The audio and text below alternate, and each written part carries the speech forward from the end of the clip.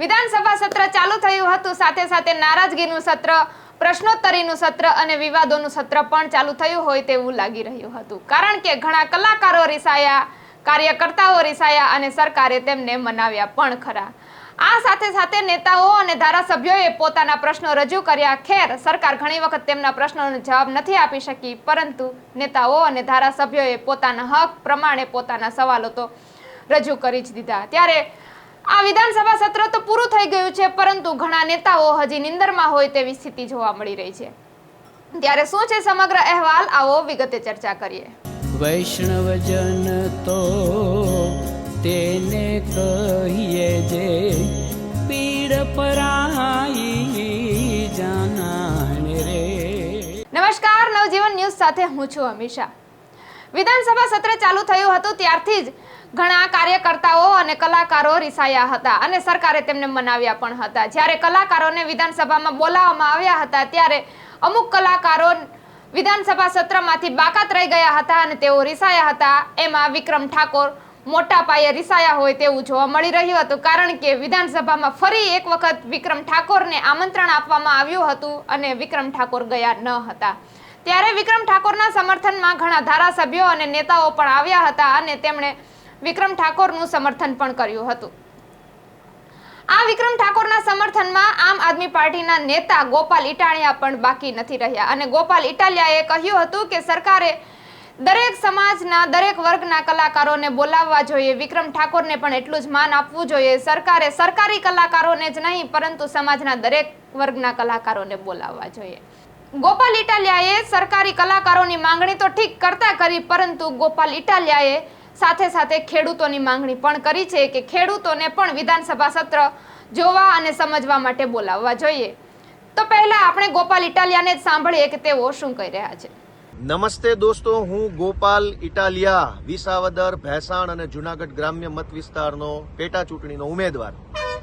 ગુજરાતમાં થોડાક સમય પહેલા ભાજપની સરકારે ભાજપની વાહવાહી કરતા હોય, ભાજપની ચાપલુસી કરતા હોય, ભાજપનો પ્રચાર કરતા હોય ખુલ્લેઆમ, એવા કેટલાક સરકારી કલાકારોને વિધાનસભામાં બોલાવી અને ભાજપનો પ્રચાર કરાવવાનું કામ કર્યું હતું.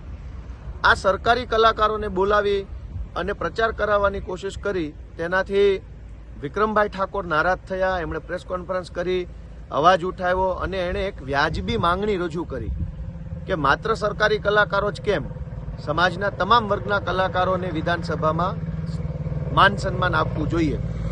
વિક્રમભાઈ ઠાકોરની આ માંગણી પછી ભાજપની સરકાર ઉપર દબાણ આવ્યું, પ્રેશર આવ્યું અને ત્યાર પછી એણે અલગ અલગ કલાકારોને વિધાનસભામાં બોલાવી સન્માન આપવાનું કાર્યક્રમ ચાલુ કર્યો.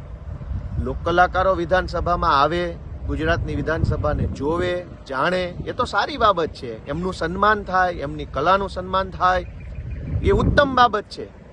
પણ હું ગુજરાતની ભાજપની સરકારને વિનંતી કરું છું કે ગુજરાતને જેણે બનાવ્યું છે, ગુજરાતને જેણે મઠાર્યું છે, આ ગુજરાતની અંદર પાયામાં જેણે પરસેવો રેડ્યો છે, એવો ગુજરાતનો ખેડૂત વિધાનસભા સુધી કેમ ના આવી શકે?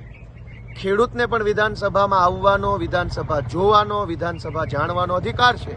અને એટલે હું ગુજરાતની ભાજપની સરકારને વિનંતી કરું છું કે વિસાવદર ભેસાણ પંથકના જે કંઈ પણ પ્રગતિશીલ ખેડૂતો છે, જે કંઈ ખેડૂતો છે, એ તમામને ગુજરાતની વિધાનસભામાં આમંત્રણ આપવામાં આવે, એમનું માન સન્માન કરવામાં આવે, ધરતીપુત્રોને ગુજરાતની વિધાનસભામાં સન્માનિત કરવામાં આવે એવી માંગણી કરું છું. જો કલાકારો વિધાનસભામાં જઈ શકતા હોય, સરકારી કલાકારો વિધાનસભામાં જઈ શકતા હોય, તો ગુજરાતના પાયામાં પરસેવો રેડનાર ખેડૂત કેમ ન જઈ શકે?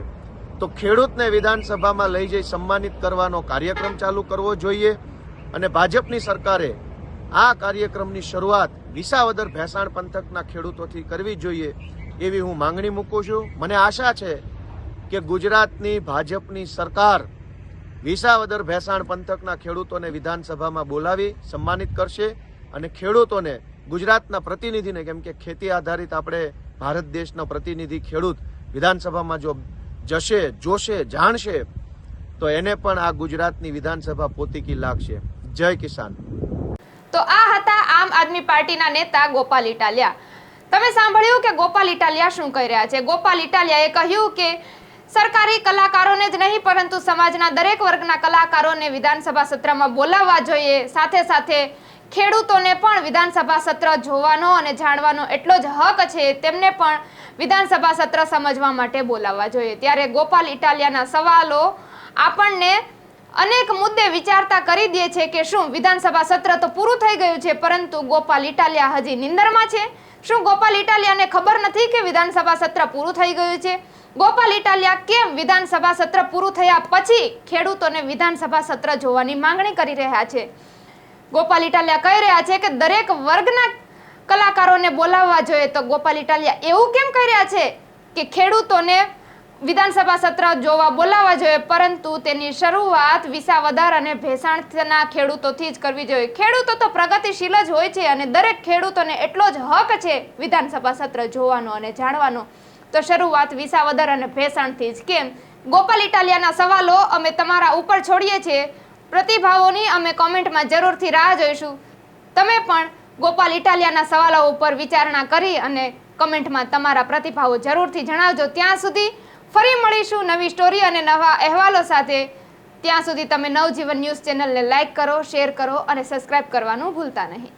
વૈષ્ણવજન તો તેને કહીએ જે